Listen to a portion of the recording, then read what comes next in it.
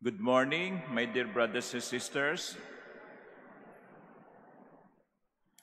It is very seldom that the gospel writers name the persons receiving miracles from Jesus.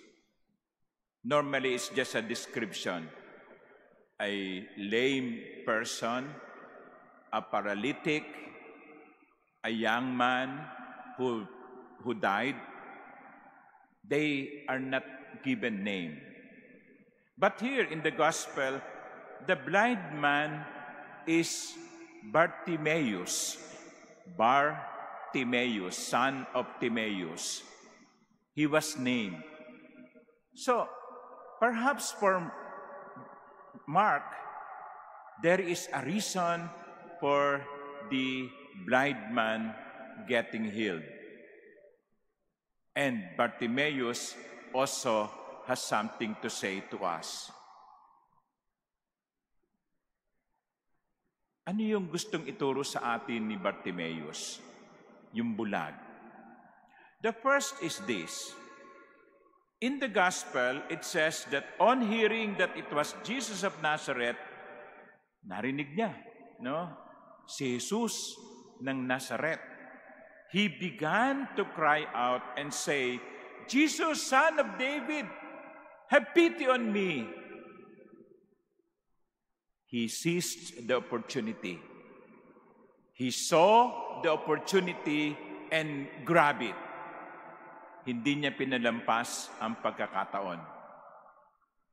Palagay ko po, mga ginigili kong kapatid, yan ang unang gustong ituro sa atin ni Bartimaeus. Kapag may dumating na pagkakataon sa buhay mo, magandang pagkakataon, huwag mong palampasin. Huwag mong palampasin. Sapagkat maaaring ito ang pamamaraan ng Diyos kung paano niya tinutugon ang panalangin natin. Baka ito yung sagot ng Diyos sa ating mga panalangin.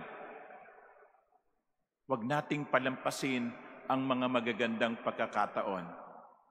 Kung babalikan ninyo yung buhay ninyo, ilang mga pagkakataon ang pinalampas ninyo?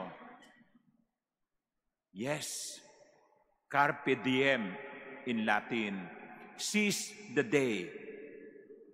Sabi nga sa Ingles, opportunity knocks but once. Huwag nating palampasin ang pagkakataon. The second point that Bartimaeus is teaching us is this. He was persistent. He was persistent. He did not listen to the crowd. The crowd was telling him, be quiet. Ang ingay-ingay mo, nang istorbo ka. But the gospel says, he kept calling out all the more. Mas lalong nanggigigil. Mas lalong pinipigilan, mas lalo pa niyang nilakasan ang kanyang sigaw. Persistency. Alam niyo, sa buhay natin, merong mga tao na magsasabing, nako, hindi mo kaya yan. Nako, hindi mo magagawa yan. Nako, iba na lang ay planuhin mo. People who will tell us that we cannot do it. But, do not stop believing in yourself. Huwag niyong pakinggan yung mga kontrabida. Huwag niyo silang pakinggan sapagkat madalas ang iniisip nila ay hindi ang kapakanan mo, kundi kung ano ang mabuti para sa kanila. Bartimaeus was like that. He did not listen to the crowd. He knew what he wanted and he persisted. Huwag tayong susuko. Huwag tayong panghihinaan ng loob. Baka mamaya, yung susunod na kanto, yon, doon naghihintay ang blessing. Yung susunod na araw, yon, doon naghihintay ang pagpapala. Do not quit. Be like Bartimaeus. Be persistent. Also, Bartimaeus knew what he wanted. Jesus asked him, "What do you want me to do for you?"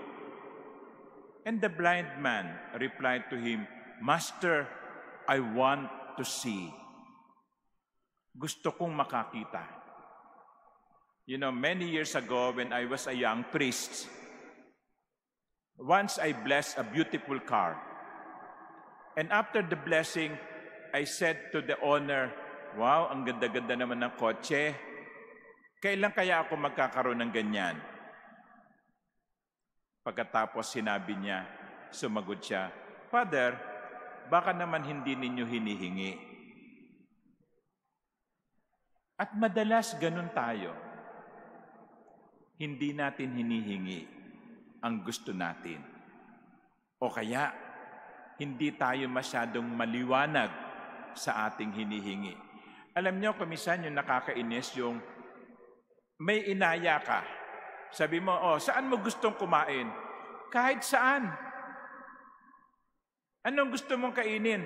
Kahit ano. Okay? Ano yun? Kahit saan? Kahit ano? Alam niyo, pag ako nagkaroon ng restaurant, ang ipapangalan ko sa restaurant ko, kahit ano. O kahit saan. No? Palagay ko, sisikat yung restaurant na yon. Kasi, ganun tayo Pagkatapos, pag pumasok ka sa isang restaurant at hindi mo nagustuhan, bakit tayo dito pumunta? Hindi mahusay dito, hindi masarap ang pagkain. Pambihira ka, sabi mo, kahit saan di dito ka dinala. And that is the problem with many of us. We are not specific enough in our prayer, in our desire. And so, the Bartimaeus is telling us, when God asks you, what do you want? Say what you want. Walang paligoy-ligoy. Walang pa-humble effect. Lord, gusto kong yumaman. Yun, sabihin nyo. Lord, gusto kong magkaasawa. Yun. Lord, gusto kong ma-promote sa trabaho. Lord, gusto kong madagdagan ang sweldo. Lord, sana gumanda ang panahon. Lord, sana ganito. Be specific. Ngayon, kung ibinigay, magpasalamat kay sa Diyos. And that is what Bartimaeus did. After he has been granted sight, it says, immediately he received his sight and followed him on the way. That is what Bartimaeus' way of showing gratitude. Nakakita siya, at nung makakita siya, sumunod siya kay Jesus. How do we express our gratitude for the blessings received? How do we show gratitude for the prayers answered?